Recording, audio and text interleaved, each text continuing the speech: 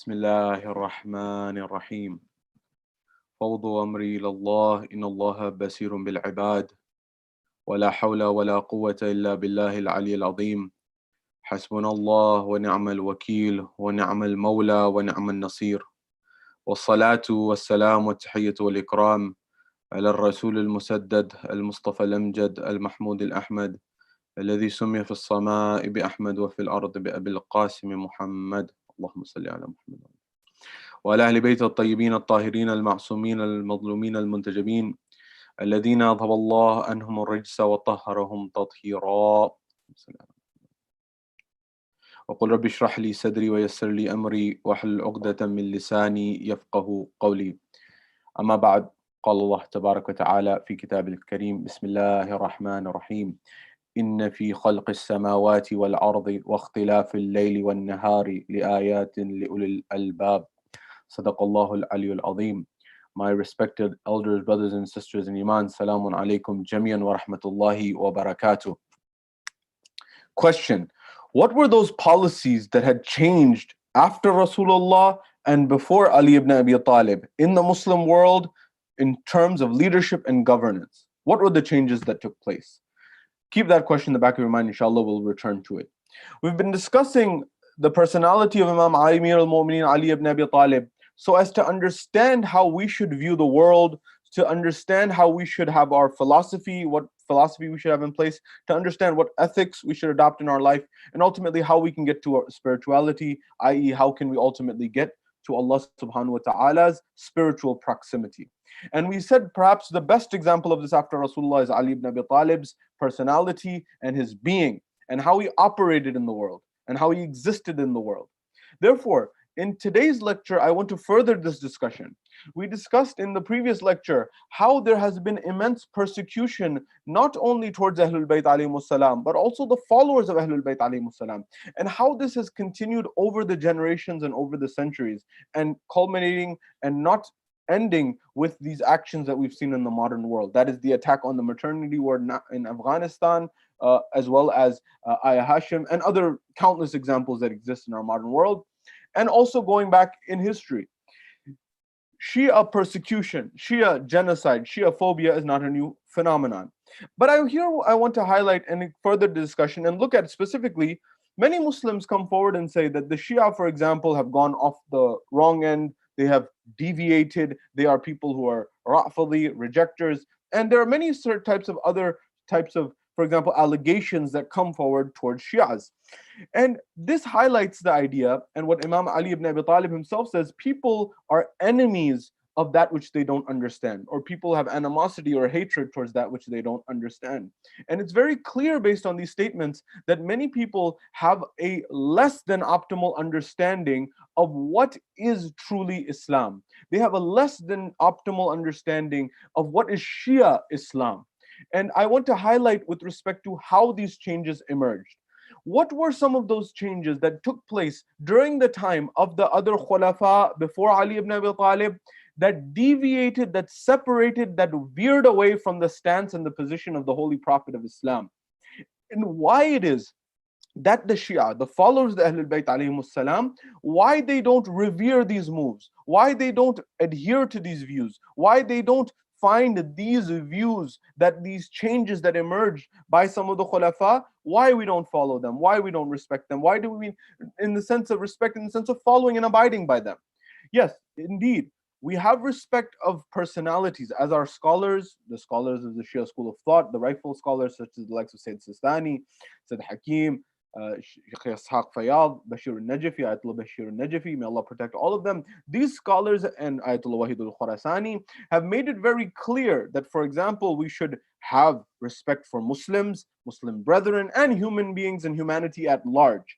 That is, we have a responsibility not to harm people. That's not the intent here. The intent here is very clear and categorical, and that intent is to try to help the world understand that what is the Shia perspective, what is the historical facts based not necessarily on Shia literature, but in fact Ahl Sunnah literature, and why the Shia community has these beliefs, so that at least an understanding around this can exist in the Muslim world, so that the persecution, we hope, would end or at least be mitigated or reduced. Therefore, I want to look in the brief moments that we have together. What were some of those exact things that happened in the aftermath of Rasulullah that were things that deviated from his sunnah and deviated from his tradition? We'll look at this example very clearly. Number two, I want to look at, based on this, how was Ali ibn Abi Talib's stance? How was Ali ibn Abi Talib in the day?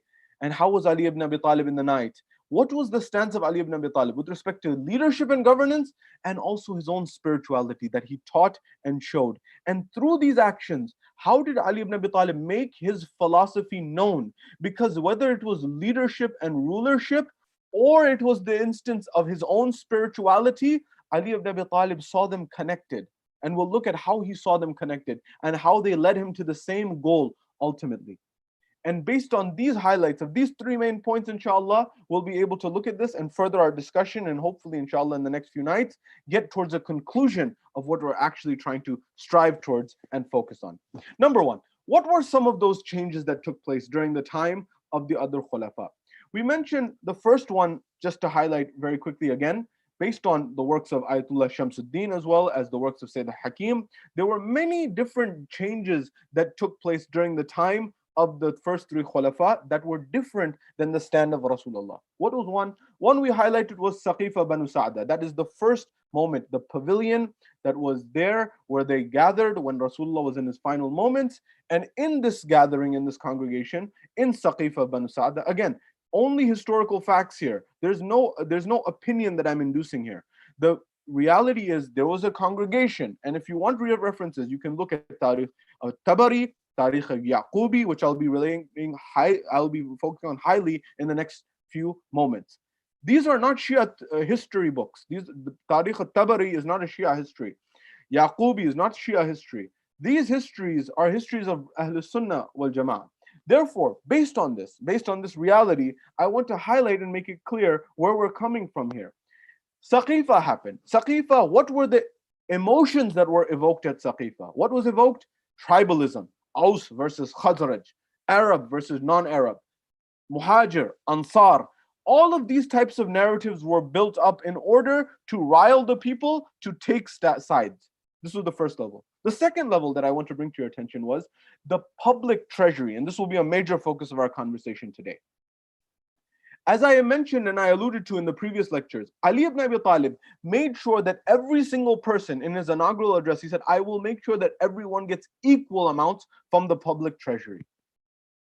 That means that if he said, I will now give everyone equal, that means before Ali ibn Abi Talib, the people who were ruling were not giving equal amounts of public treasury to every individual. That means there was a hierarchy. That means there was a class system. That means there was differentiation at the very least. What happened? How did this happen?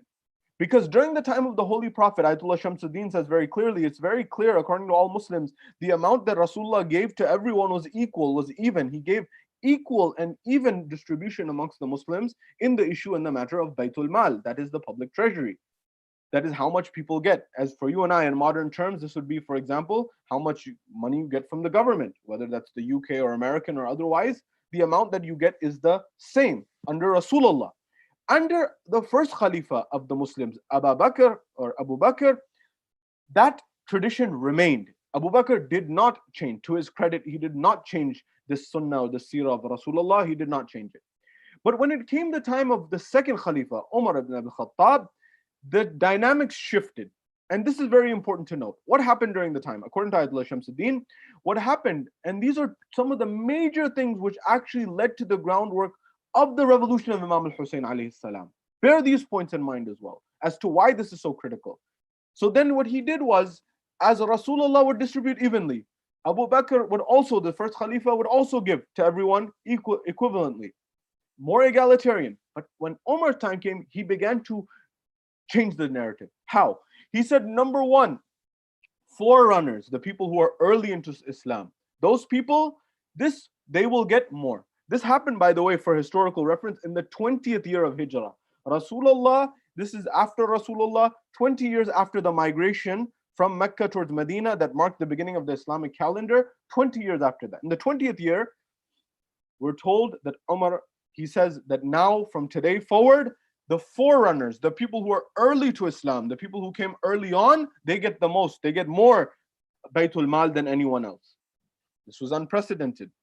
He said, furthermore, it doesn't end here, it doesn't stop there. He says, Muhajirun of Quraysh get more than other Muhajirun. Muhajirun, those people who migrated from Mecca towards Medina. Of the people who migrated from Mecca towards Medina, there was also different groups amongst them. Within those people who migrated from Mecca to Medina, those Muhajirun, of them, the Qurayshi, or the ones from Quraysh, they got more than everyone else. Number two. Number three, all the Muhajirun got more stipend or got more Baytul Mal wealth than all of the Ansar. All of the people that were from Medina, they made less or they got less than all of the people who came from Mecca, all the Muhajirun. Notice all of these dynamics. Number four, all Arabs got more than all non-Arabs. Think about this. Really consider this. Furthermore, in terms of tribes, the fifth level was tribes. Well, before the fifth level, noblemen. All noblemen made more than others, or got more than those people after these first four conditions. So look at it again. Forerunners, the people who came to Islam early, those people got more than others. Muhajirun from Quraysh got more than all other Muhajirun. Muhajirun, who were all Muhajirun, got more than all other Quraysh. Furthermore, then the noblemen, the Arabs over non-Arabs, and then the noblemen over everyone else. Now, it didn't stop there. The tribalism emerged even more here. What happened? Banu Murad got over Banu Rabi. Murad and Rabi, these were two tribes. How shall I explain this? Based on the historians, when you look at the history of Arabia, you will find that there were two bloodlines in the Arabs, two known bloodlines amongst the Arabs. What were these? These were the Adnan and the Khahtan.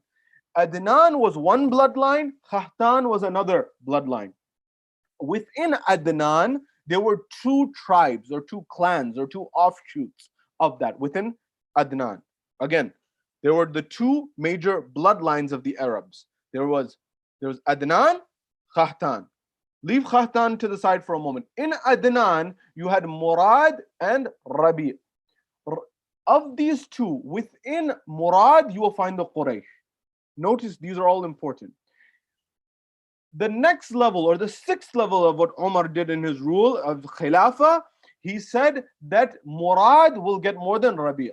That is, the people who adhere or are from the tribe of Murad will get more than Rabi'. Now notice, all of this is happening. All of these dimensions. This didn't exist during the time of Abu Bakr. This did not exist during the time of Rasulullah. This was implemented as an innovation, as a bid'ah, as a change to the principle and the practice of Rasulullah under the second Caliph of Islam, named as Umar ibn al-Khattab. Now the question that I leave for the Muslim community is, I, as a follower of Ahlul Bayt, should I adhere to this? Must I adhere to this? From our perspective and our vantage point, it's very clear. Ali ibn Abi Talib eradicated this when he became the ruler. He said this is not part of Islam. Because why? This, what Umar did, brought back pre-Islamic or the Jahiliyyah era, the age of ignorance practices back into Islam, which he accepted himself, which we'll come to in a moment. And so what happened? The person who, imagine if these policies are implemented, what happens? Ayatollah Shamsuddin highlights this, Sayyid Hakim highlights this. What happens if this hierarchy emerges? What do you think happens in the psyche of the people? The person who's the forerunner thinks, I'm better than everyone else. I'm privileged. The person, for example, who's from Quraysh and from within the Quraysh of the Muhajirun, that person thinks, I'm the best. The person who's Muhajir thinks, I'm better than the Ansar. The person who's an Arab thinks, I'm better than the non-Arab. The person who, for example, is a nobleman thinks he's better. The person who's Banu Murad thinks he's better than Rabi'. Again, also Aus and Khazraj, there was a battle between these two. Look at the levels of hierarchy of tribalism that emerged in the aftermath of the Holy Prophet under the reign of the second Caliph. I say this because according to Tarikh al-Tabari and Tarikh al-Yaqubi, both non-Shia sources, Ahlul Sunnah wal Jama'ah sources, according to them, it's very clear and very categorical that Umar himself stated in Tarikh al-Tabari, he says that I've made the environment, towards the end of his life, he's saying, I made the environment such that no two individuals will sit together in a gathering, that the gatherings have gotten so exclusive that no one's willing to sit next to each other. That the Muhajir thinks he's better than the Ansar, the Quraysh think they're better than the rest of the Muhajirs, the forerunners think they're better than everyone else, the Arabs think they're better than everyone else. Now I've made it such that two people will not sit together in a gathering because the Muhajirun of Quraysh, the Quraysh want to sit together, the Muhajir want to sit together, the Ansar want to sit together, the forerunners want to sit together at the beginning. The people who, for example, are Arabs, they want to sit together. The non-Arabs want to sit together. The Banu Murad want to sit together. Banu Rabi' wants to sit together. Aus want to sit together. Al Khazraj. No one wants to sit together. It's become all exclusive gatherings. Furthermore, in Tariq Yaqubi, Umar states that I wish to, Umar's words, not mine. He says, I wanted to unite the people by seeking their pleasure. I wanted to give people what they wanted. I sought the pleasure of the people by seeking the pleasure of certain individuals. And he said, I've erred, I've made a mistake. I must go back to the era and the time of Rasulullah, and I will certainly do this. But what happened? He was killed before he could implement it. Imagine. Now, certainly, you've given people this luxury. You've introduced this system of class system, of hierarchy. Why would people want otherwise? Why would people want otherwise? You can see that this dynamic is what happened, and he was killed. He was at that moment, when he was killed, at that point in time, Uthman takes power, and Uthman kept things as is. I imagine he's probably thinking that I don't want to be a victim the same way Umar was. I will stay and keep things as the status quo because people like how it is. And nonetheless, this is what happened in the history of Islam. This hierarchy system emerged. Umar recognized it towards the end of his life, and he said it must be eradicated, must be demolished, and it wasn't during the time of Uthman. And what happened? Those people who had superiority or who had preference in society, well, their status went up. And so, as they say, the rich got richer, the poor got poorer, or the prestigious got more prestigious, the less prestigious got less prestigious, and it led to more societal divide. It wasn't until the time of Imam Ali ibn Abi Talib, Imam Amir al-Mu'mineen, that things went back to normal. That where he said, at least in this respect, he said, no one gets more. Arab gets the same as non-Arab. Someone who was a slave gets the same as his master. All of these things were looked into. This is what Ali ibn Abi Talib sought to establish. How did Ali ibn Abi Talib himself rule?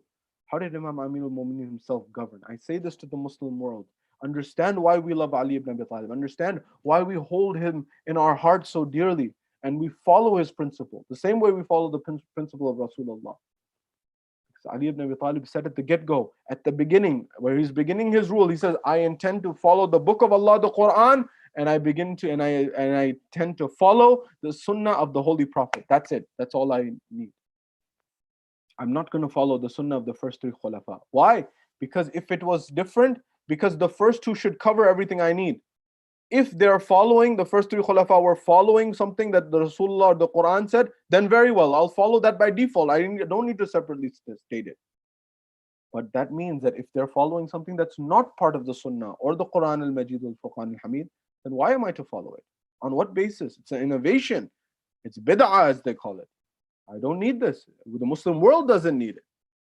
Nonetheless, but how did Ali ibn Abi Talib himself act in society at the second level? In the days, what were Ali ibn Abi Talib's days like? The day of Ali ibn Abi Talib as a ruler was sought in justice, establishing justice in every way. And this is a lesson and a lecture to all of those leaders in our communities, in the households, parents, for example, at the community level, community management, leadership, at the national level, at the state level, at every level. Ali ibn Abi Talib is saying, do what? He would spend the day and actually go into the market. Go in the market for what? To go shopping? No. Ali ibn Abi Talib would go into the market at some point in the day in order to make sure that everything is going smoothly and going well in his dominion, where he's ruling over, to make sure that justice is being established. So injustice is not prevalent. To make sure that everyone has their right adhered to. We're told there's a moment in time where Ali ibn Abi Talib is in the market. When Imam Ali alayhi salam is in the market, we're told that he sees a little girl, a young girl, who is crying. This young girl who's crying, Ali ibn Abi Talib, of course, he is someone who will always look after the people. He's like a father to the community. He comes forward and he says, young lady, why is it that you cry? Why are you crying like this? What's wrong? What happened? Is everything okay? She says, that I'm a slave girl, I'm a servant girl, and I was given a dirham by my master to go to the bazaar in this date market, in this fruit market, and get dates. I said, okay. Then what happened? She said, then I went to this store, this merchant, this trader. I went to him and I asked him for some dates. And then I gave him the money. When I gave him the money, I took the dates and I went back to the master and I presented the dates, the fruit, in front of the master. When I presented it in front of my master said that these are not acceptable to me. I don't accept these dates. Take them back, get a refund, get the money back. At that point in time, she says, I took the dates and I went back to the market. I came back here. Amir al says, then what happened? She said, at that moment I went back to the merchant and he says he refuses to refund me the money. He will not give me back the money. He tells me to go away. I don't know how I will go back to my master. I cannot get a refund from this man, this merchant, this trader, and I can also not go back to my master because he will beat me, he will harm me, he will abuse me if I do not get what he wants. Amir al-Mu'mineen says, let me try to plead this on your behalf. Let me try to advocate on your behalf. Let me try to speak on your behalf. Ali ibn Abi Talib at that point in time, he goes towards the merchant, he goes towards the trader. Notice this principle. Ali ibn Abi Talib, Amir al-Mu'mineen, and I say this to myself and all the dear brothers and sisters across the globe, he says, make sure you know the rules and the principles and the ethics, most importantly in this situation, of business. He's giving you the principles of how to adhere and conduct yourself in business. Ali ibn Abi Talib says to the man, oh man, this young lady has a grievance against you. What is the matter? He said that you brought the dates. You sold her dates. She took them to her master and she brought them back. You're not refunding. She requested a refund. You're not giving back her money. Look, she's a slave girl. She's a servant girl. She has no say in this matter. She's just the middle woman in this situation. The master gave the money. She brought the money and you gave the dates. She took the dates back. He didn't like the dates. Now she brought the dates back. You don't want to give a refund. She's just in the middle of this. Leave her alone. Let her be. Refund the money. Be away with it and let her have some ease. She's crying. For goodness sake, have a heart, have some decency, have some ethics, have some good conduct, have some moral. This is Ali ibn Abi Talib trying to be rational. Look, this is Bab Madinatul Ilm, but also Fatih Khaybar. He's trying to reason with the man. The man goes and he's standing behind his booth or his stall or his store. He comes out, and the tradition of the narration says he puts his hand on the chest of Ali ibn Abi Talib so as to almost shove him and push him away. Get out of my way, I'm busy, don't get involved in this, it has nothing to do with you. And he did this in front of all of the people in the market. When he did this in front of all of the people in the market, a commotion emerged. And when this commotion emerged, the people said, what have you just done? You just pushed the commander of the faithful, Ali ibn Abi Talib, Amir al-Mu'mineen, the Khalifa of the Muslim, the Khalifa of Rasulullah, the Khalifa of Rasulullah, the Khalifa of Allah subhanahu wa ta'ala on the earth. Do you know who this man is? He said, I didn't know. The narration says his face went pale. When his face went pale at this very moment, we're told at that very moment in time when his face went pale, he began to apologize profusely. He took the dates back, he gave the money back to the girl, he apologized, and he apologized. He said, Ya Ali ibn Abi Talib, Ya Amir al-Mu'mineen, forgive me, I apologize, I'm sorry, I didn't know it was you. But Ali ibn Abi Talib lays out a principle. He says, I will only accept your apology if you change your conduct, if you change your way of being, if you change your ethics, if you change your morals and how you behave with people. That means Ali ibn Abi Talib is highlighting a principle that today you accepted and you agreed to what I'm saying because I'm Amir al-Mu'mineen, because I'm Ali ibn Abi Talib, because everyone knows me around here. What if tomorrow somebody who's not wealthy, someone who does not have prestige, someone who does not have class, the level of class hierarchy that you want in society? What about somebody who, for example, go looking at the era of the second Caliph, what if someone who's not a forerunner in Islam? What if someone who's not from Quraysh or Qarashi? What if someone who's not a Muhajir? What if someone who's not a, for example, Ansar? What if someone who's not a noble person? What if someone who's not from Banu Murad comes to you? What if a lay person, what if a servant comes to you? Will you give them justice? This is the philosophy of Ali ibn Abi Talib, which he sought to implement in society for you and I, for our world, to make our world a better place. I ask the leadership of our world, I ask the leadership of our society, I ask the leadership of our communities, do you not look at the example of Ali ibn Abi Talib? I implore you to investigate and analyze and study the example of Ali ibn Abi Talib. And our own community leaders, do you go and sit with the community members? I ask community members in our own community, I hope and pray that you sit amongst the common people. Or is it that you, as a leader, the president of the community, for example, you have an exclusive group of people who you meet with, you speak with, only 4, 5, 6, 7 people who you meet with, and you don't meet with the people, you don't speak with the people, you don't walk up and down the corridors and the avenues of the lay person and the individual society the same way that Ali ibn Abi Talib did to make sure that justice was actually being established on the ground? Or are you just interested in the seat, the position of the seat, the same way that Muawiyah ibn Abi Sufyan was, the same way that some other rulers were? They just wanted the seat. That seat on the day of judgment will ask you some questions, or at least you will be liable to answer some questions on the day of judgment. The same way Imam Ali ibn Abi Talib, Amir al-Mu'mineen, said in his sermon, he said that one who rules over the people will be questioned on the day of judgment. On the bridge, on the Sirat, he'll be questioned about this. Ali ibn Abi Talib is highlighting, you'll be questioned for that position. But how was Ali? This was Ali ibn Abi Talib in the day. He spent the day administering justice, telling the people, teaching the people, and actually living amongst them, sharing with them what is truth, what is the reality, what should be followed, what should be adhered to. But how was this Ali ibn Abi Talib in the night? How was this Amir al-Mu'mineen? The spirituality of Ali ibn Abi Talib, it knew no bounds. Why do I say this? In the night, we're told in the Darul Amara in Kufa, the main place where Amir al-Mu'mineen would rule from, the governor's palace. Ali ibn Abi Talib didn't live there. He would run the system from there, from the Dar al-Amara, the public house where everything is run from, where the government is run from. We're told Ali ibn Abi Talib, Amir al-Mu'mineen, in the middle of the night, it's the middle of the night, at the darkest moment of time, we're told that Hubba and Nauf, these two individuals, are sleeping in the courtyard. They're sleeping in the courtyard, the Sahan of Darul Amara.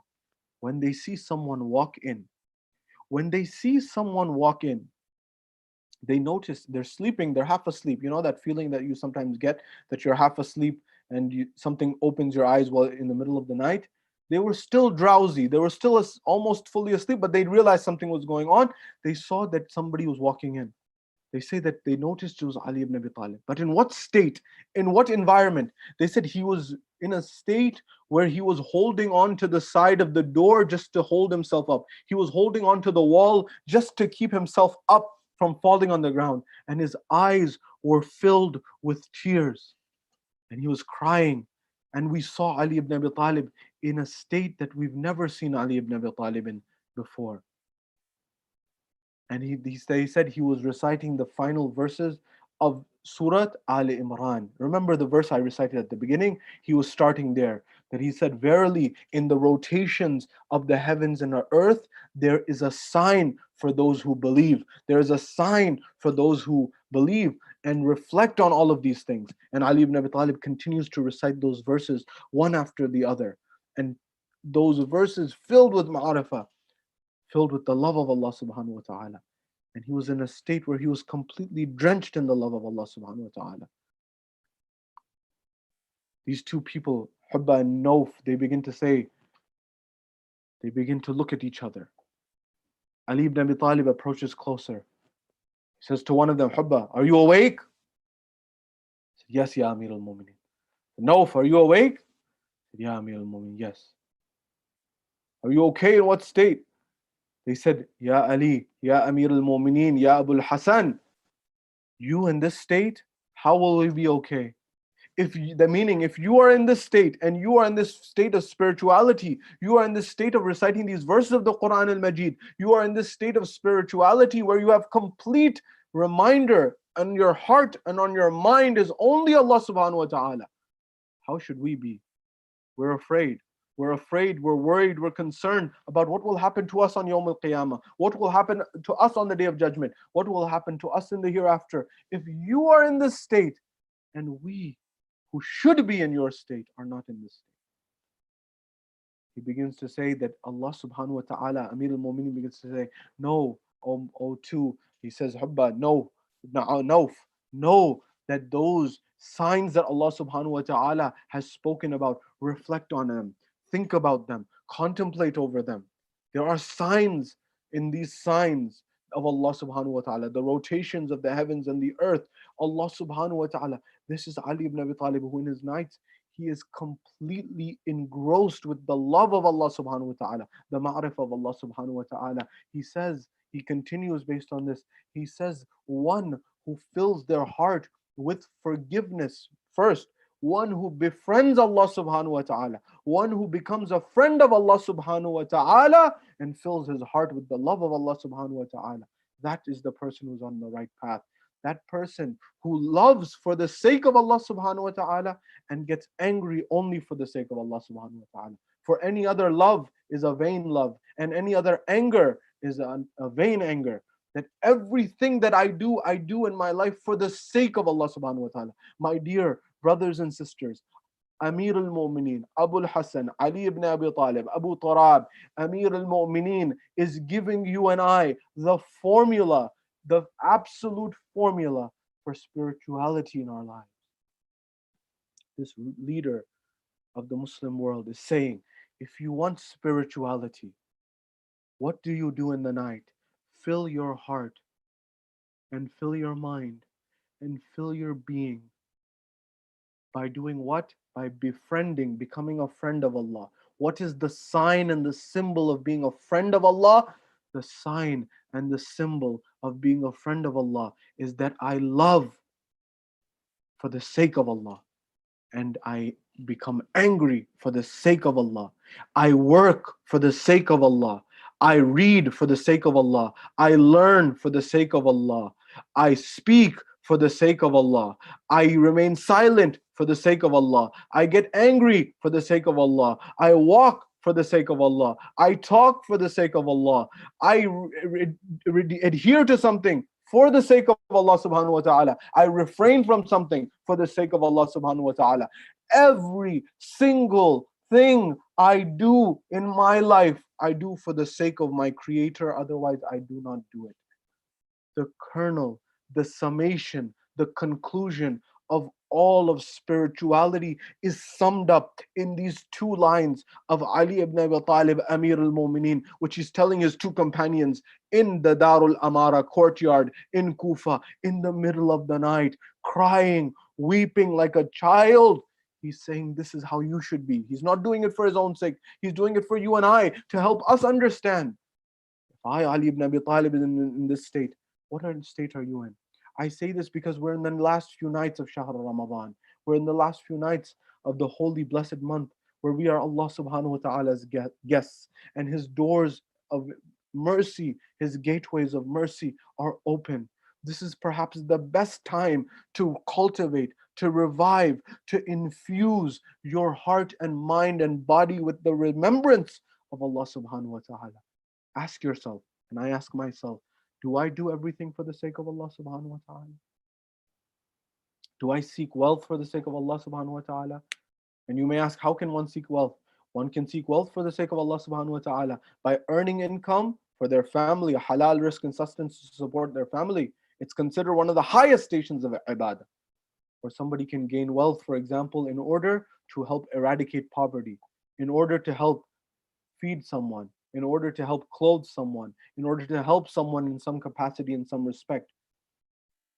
Or someone can, for example, work in the day for the sake of Allah, or someone can stay awake in the night for the sake of Allah, or someone can sleep for the sake of Allah. Ali ibn Abi Talib showed this at every moment in his life. Whether he's awake, he's for the sake of Allah. Whether he's on the battlefield, he's for the sake of Allah. Whether he's awake in the day going in the market and making sure a girl has her right, that she is not being infringed and she gets justice for a refund, or whether Ali ibn Abi Talib's in Badr or Uhud or Khandaq or Khaybar on the battlefield, it's for Ali, for Allah subhanahu wa ta'ala. Whether he's awake or whether he's asleep on the night of Hijrah. وَمِنَ النَّاسِ مَنْ يَشْرِي نَفْسَهُ ابْتِغَاءَ مَرْضَاتِ اللَّهِ. Amongst men are those who sell their soul to their Lord, their Creator, out of their love for Allah subhanahu wa ta'ala. These people, Ali ibn Abi Talib's awakeness, his sleep, his stand, his quietness, his forgiveness, his anger, his ghadab, every trait was for Allah subhanahu wa ta'ala. This, my dear brothers and sisters,